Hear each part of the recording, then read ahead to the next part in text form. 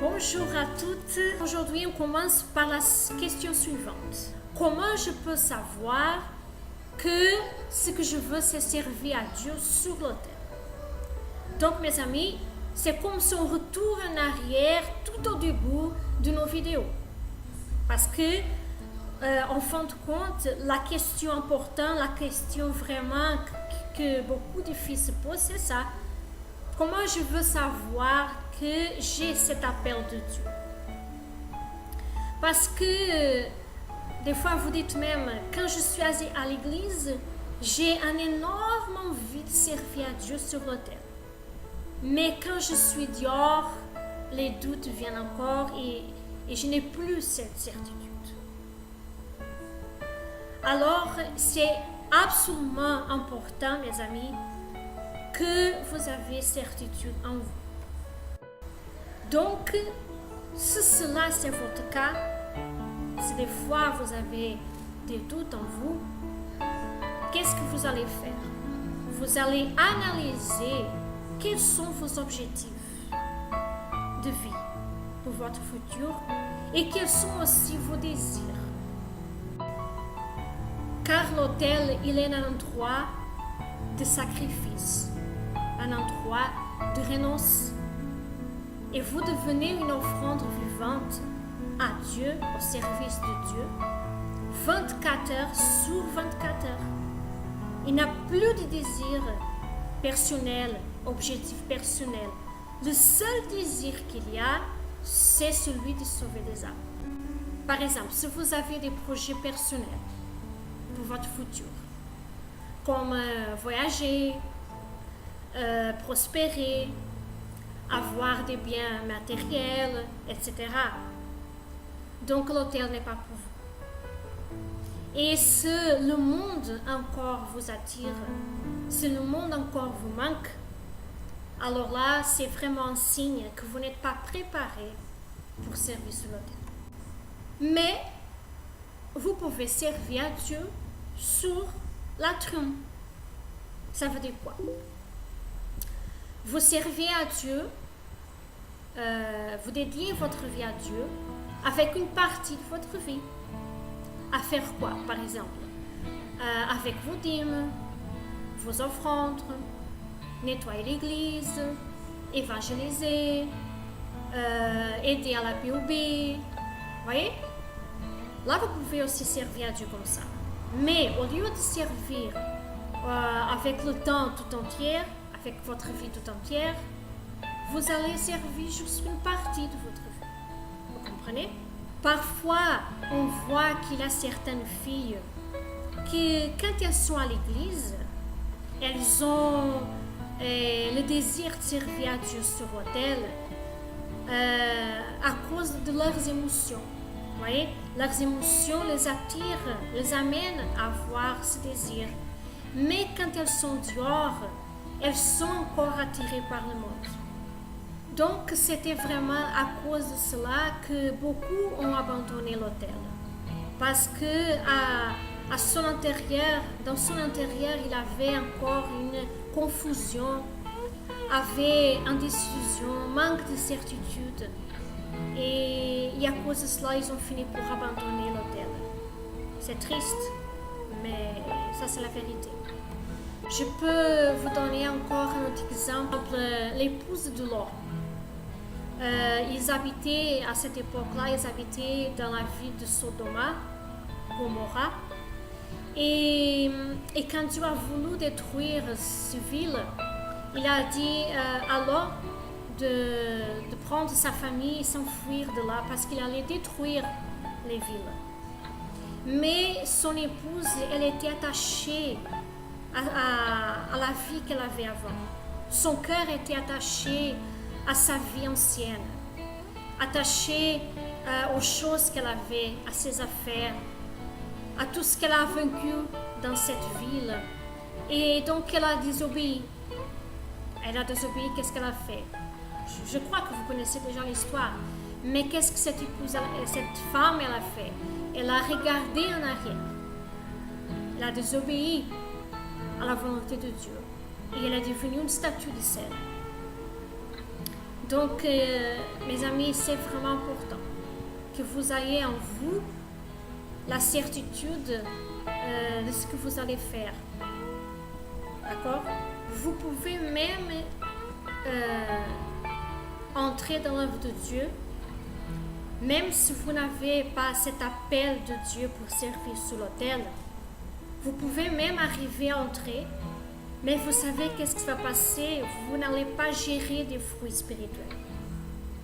Et vous n'allez pas supporter continuer à servir à Dieu. L'œuvre de Dieu deviendra pour vous comme un fardeau. Par contre, si vous avez cet appel de servir à Dieu sur l'autel, et vous résistez à cet appel, et vous suivez d'autres chemins, vous allez conquérir des choses matérielles, voilà, faire votre vie par un autre chemin, vous n'allez pas finir bien. Pourquoi? Parce que vous allez se sentir mal. Dans votre intérieur, vous allez se sentir frustré. Il y a quelque chose qui va vous manquer toujours. Il va y avoir toujours à l'intérieur de vous un vide. Pourquoi? Parce que nous, on ne peut pas résister à l'appel de Dieu. Donc, selon une chose ou une autre, ça peut vous arriver. Celle qui a l'appel de Dieu, vraiment, cet appel de Dieu pour servir sur l'autel, elle ne s'imagine jamais faire une autre chose au-delà de servir à Dieu 100%. Mes amis, vous devenez une personne séparée par Dieu et pour lui, comme la tribu de Lévi, séparée par Dieu pour servir à Dieu. Donc réfléchissez bien sur ce message d'aujourd'hui et voyez vraiment si votre plus grand désir c'est celui de servir à Dieu sur l'autel, ou si vous êtes encore attiré par le monde, si le monde encore vous séduit. D'accord? Je vous laisse avec ce message. Je pense qu'aujourd'hui, j'ai réussi à ouvrir un petit peu encore votre vision. D'accord? Que Dieu vous bénisse abondamment. Et à la prochaine fois. Bye bye.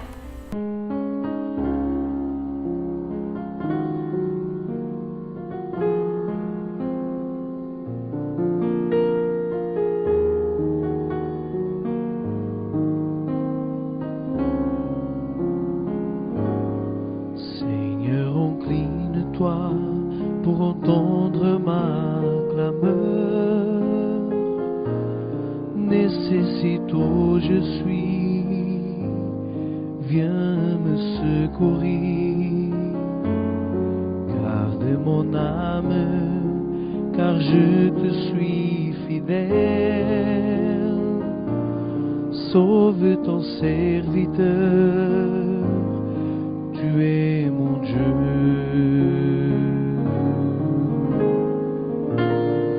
Seigneur, incline-toi pour entendre ma clameur. Nécessite où je suis, viens me secourir.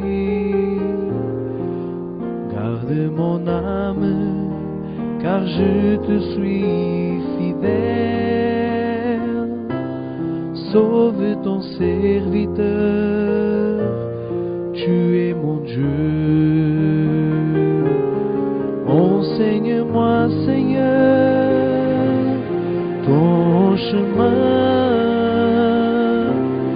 Jésus, fais-moi marcher dans ta vérité. Je te louerai, mon Dieu, tant que je vivrai. J'unis mon cœur à ton cœur.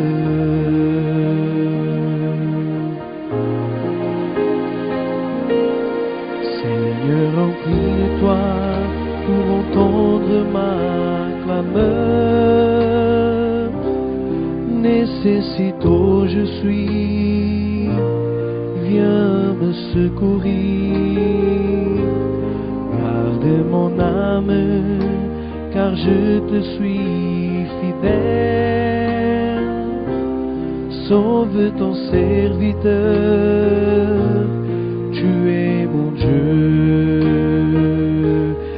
Enseigne-moi, Seigneur, ton chemin. Jésus, fais-moi marcher dans ta vérité. Mon Dieu, je te louerai